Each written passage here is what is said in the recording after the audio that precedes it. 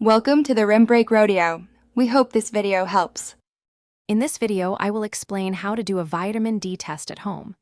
These convenient kits allow you to check your levels without a doctor's visit, saving you time and money. You'll typically collect a small blood sample, often from a finger prick, and then follow the kit's specific instructions. It's a straightforward process designed for ease of use, giving you insights into your vitamin D status from the comfort of your home.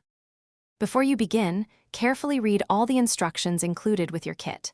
This ensures you follow the correct steps for accurate results. Next, wash your hands thoroughly with warm, soapy water and dry them completely. Then, use the alcohol pad provided in the kit to clean the fingertip you plan to prick, usually your middle or ring finger. Allow it to air dry completely before proceeding. Now it's time to collect your sample. Carefully remove the cap from the lancet and press it firmly against the side of your cleaned fingertip. Wipe away the first drop of blood with a clean tissue. Then, without squeezing, touch the capillary dropper to the blood drop, allowing it to fill to the indicated line. Transfer this blood to the sample well on the test cassette, then add the specified number of buffer drops to the buffer well. After adding the buffer, set a timer for the duration specified in your kit, typically around 10 minutes.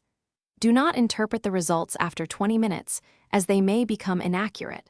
Compare the intensity of the test line on your cassette with the color card provided to understand your vitamin D level. If your results indicate a deficiency or insufficiency, consult a healthcare professional for further guidance. And speaking of good things, check the description below for a link to Little Trees, Black Ice, and other great deals. Thanks for watching. Consider subscribing if we helped you.